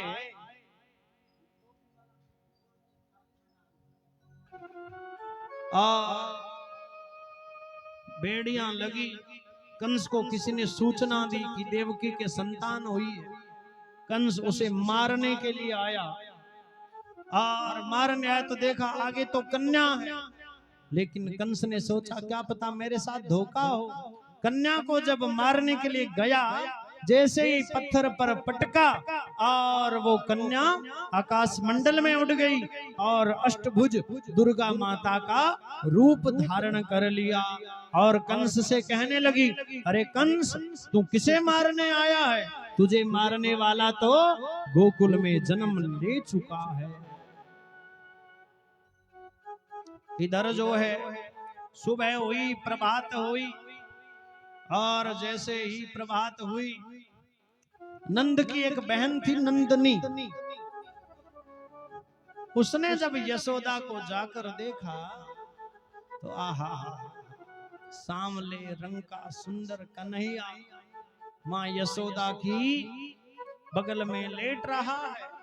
जैसे ही ठाकुर के आज दर्शन किए हैं, नंदनी के नेत्र धन्य हो गए, जोर जोर से चिल्लाने लगी, है गौ है गौ है गौ।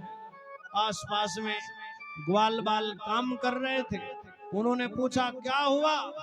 अब उसका दिमाग चला, बोले इनको मैंने बता दिया तो ये नंद बाबा से जाकर के पहले बधाई मांग लेंगे, और पहले बधाई लेना तो मेरा काम है। इसलिए दौड़ी दौड़ी नंद बाबा के घर गई। नंद बाबा हमारे विष्णु जी की तरह माला लेकर के ये खूब भगवान के भजन में लगे हुए हैं, और महाराज खूब भगवान के भजन कर रहे हैं। और आकर के नंदनी कहने लगी, सुनो, अगर मैं तुम्हें आज कोई खुशखबरी सुनाऊं तो मुझे इनाम क्या दोगे? नंद जी कहने लगे, पहले बात तो बताओ, बात क्या हुई है? वो कहने लगी, अगर बात बता दी फिर मुझे इनाम नहीं मिलेगा। नंद बाबा ने खुशी के मारे पूरी की पूरी तिजोरी की चाबी संभला दी, बोले जो चाहो वो ले लो, लेकिन बताओ क्या हुआ है? महाराज नंदनी कहने लगी, जिसकी आपको प्रतीक्षा थी वही हुआ है। आपके घर में आज लला का जन्म हुआ है। नंद नंदन भगवान की, यशोदा के लाल की। और महाराज अब तो पूरे नगर में बात फैल गई कि नंद बाबा के घर में भगवान का साक्षात जन्म हुआ है, साक्षात प्रकट हुआ है। आज प्रभु खुद प्रकट होकर के आए हैं। आइए उसी भाव को हम भी बधाई के रूप में गाते हुए, प्रभु को याद करते हुए सुंदर बधाई के भजन बोलते हैं, फिर उसके बाद सुंदर भगवान की आरती गाएंगे। बोलो भक्तवत्सल भगवान की।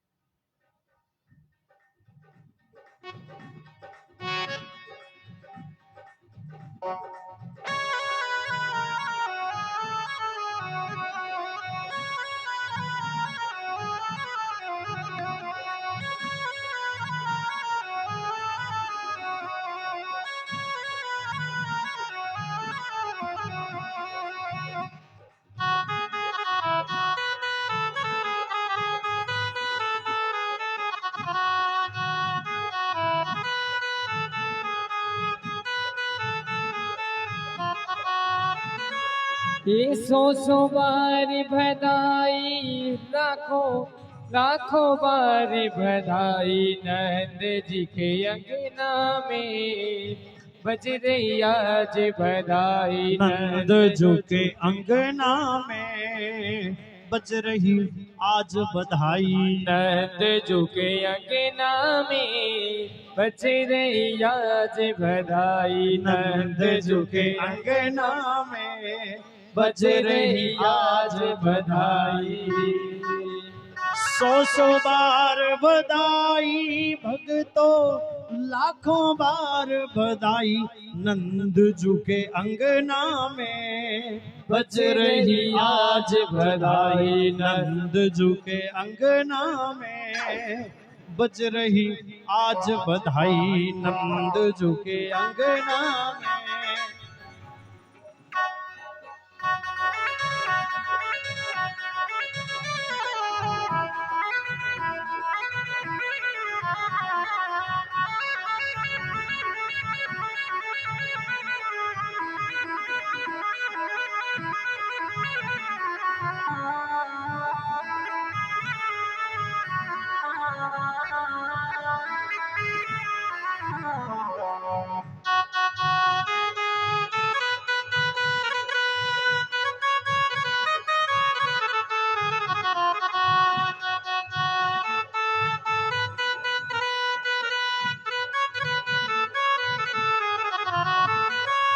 चमत्कार सा हो गया सखियों, हो गई बात निराली।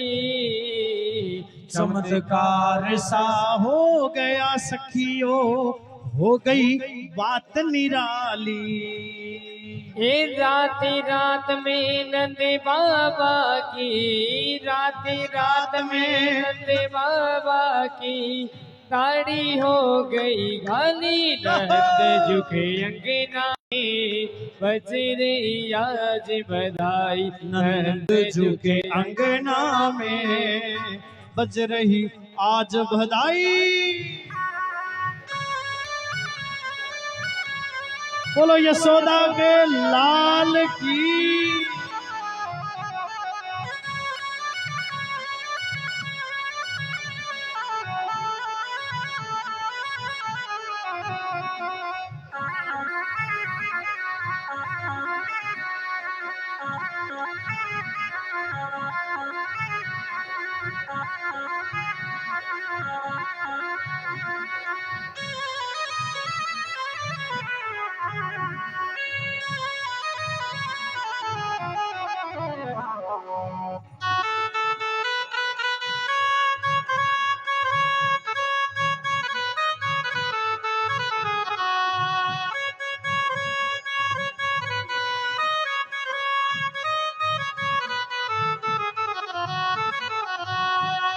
ये ना जाने किसी ऋषि मुनि ने धागा हाथ लपेटा।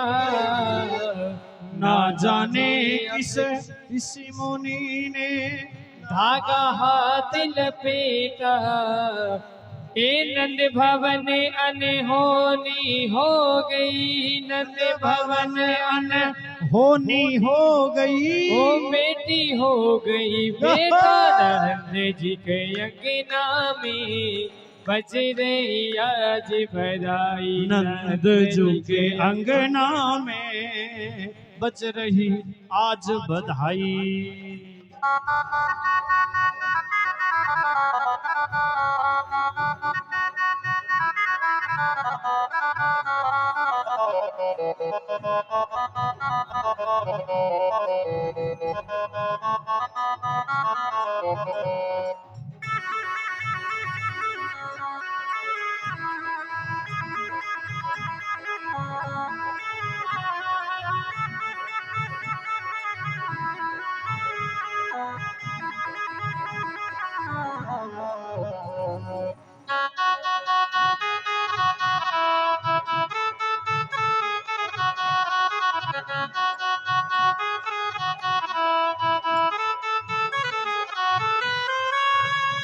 बधाई सारी भगता ने, बधाई सारे भगता ने।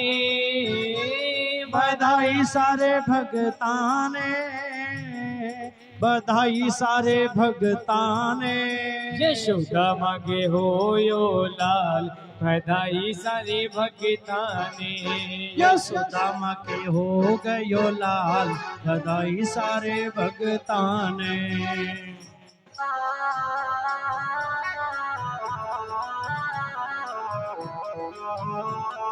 हरि बोल।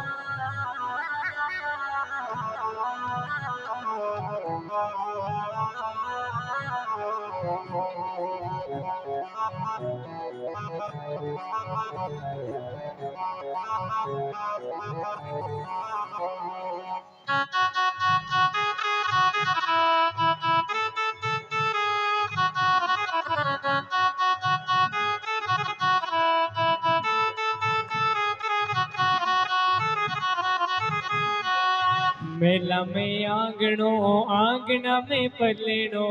मेला में आंगणो, आंगण में पलणो।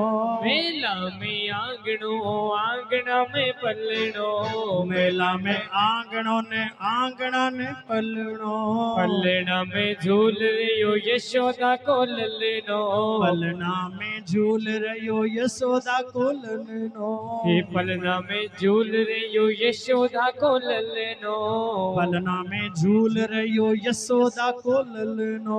हे नजरे उतारो बारंबार, बधाई सारे भगतां ने। नजरे उतारो बारंबार, बधाई सारे भगतां ने। ये बधाई सारे भगतां ने, बधाई सारे भगतां ने। बधाई सारे भगतां ने, बधाई सारे भगतां ने।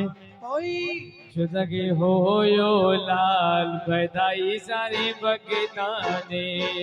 यशोदा के हो गयो लाल, बधाई सारे भगतां ने।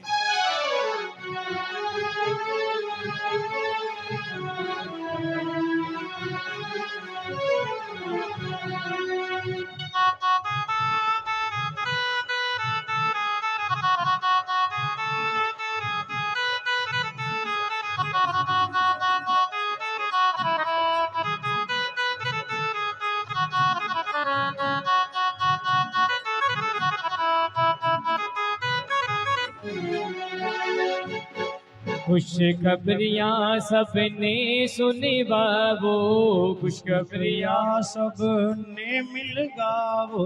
ये खुशखबरियाँ सबने सुनी बाबो, खुशखबरियाँ सबने सुनवावो। ये रण मिलके आज मंगल गावो, रण मिलके आज मंगल गावो। अरे नाचो रे, अरे नाचो रे दोनों ताल, बधाई सारे भगतां ने।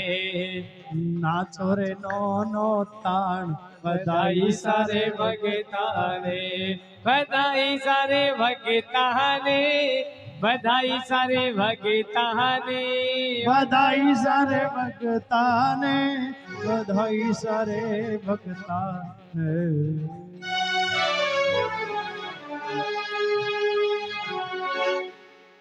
बोलो यशोदा के लाल की। अब सब लोग भगवान की सुंदर आरती करते हैं। ओम तत्सत। शांति शांति शांति।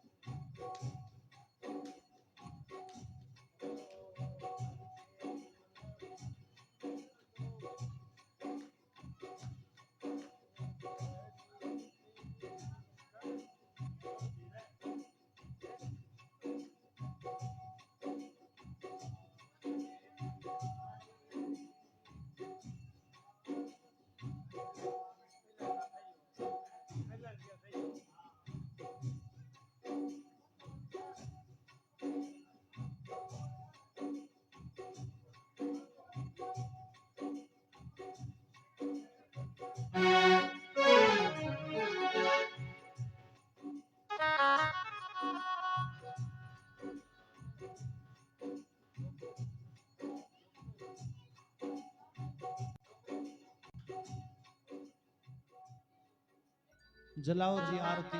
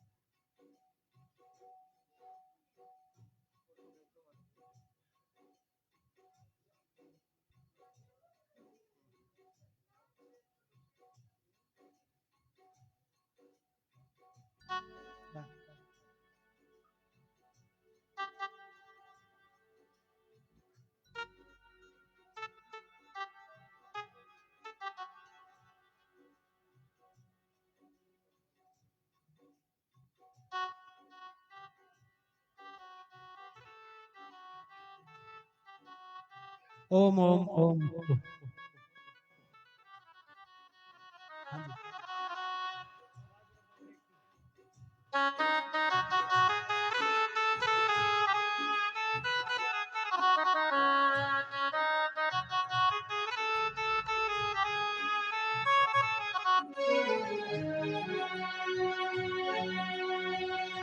बांके बिहारी तेरी आरती गाऊं, बांके बिहारी तेरी आरती गाऊं, हे गिरधर तेरी आरती गाऊं, हे गिरधर तेरी आरती गाऊं, ये आरती गाऊं प्यारे तुमको मनाऊं, आरती गाऊं प्यारे तुमको मनाऊं, बांके बिहारी तेरी आरती गाऊं, बांके बिहारी तेरी आरती गाऊं,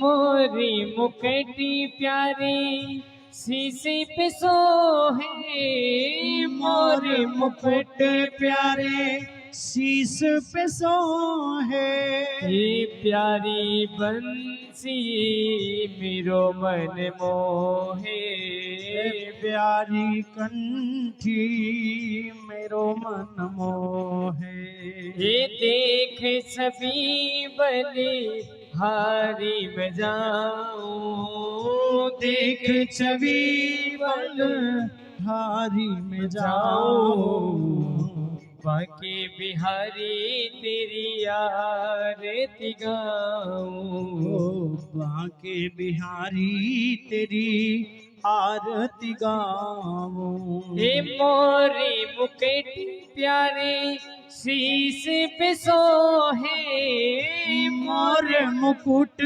प्यारे शीश पे सोहे, हे प्यारी बंसी मेरो मन मोहे, प्यारी बंसी मेरो मन मोहे, ये देख सभी बले हारी बजाऊं, बांके बिहारी तेरी आरती गाऊं, हे चरणों से निकली है गंगा प्यारी, चरणों से निकली है गंगा प्यारी, जिसने सारी दुनिया तारी, जिसने सारी दुनिया तारी। हे उन चरणों के मैं दर्शन पाऊं, उन चरणों के मैं दर्शन पाऊं, बाकी बिहारी तेरी आरती गाऊं।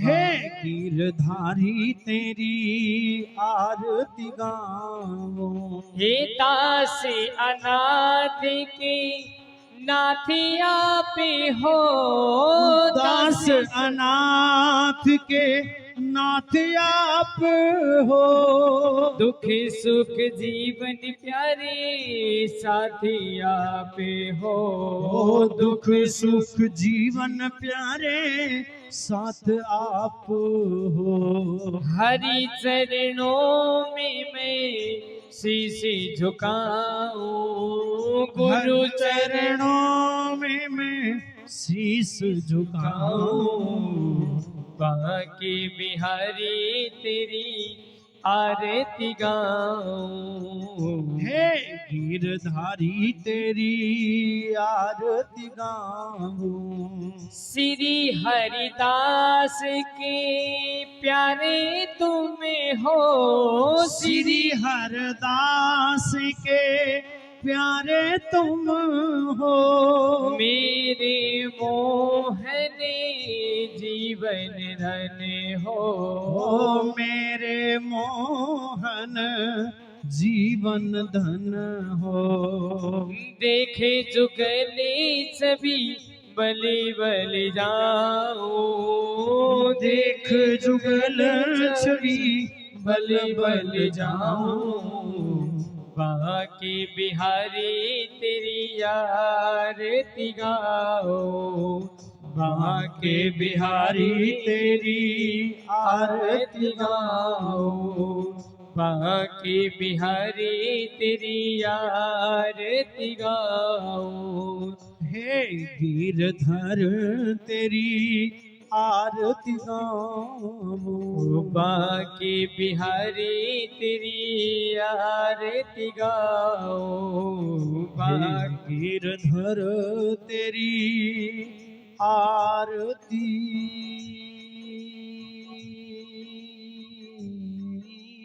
गाऊं।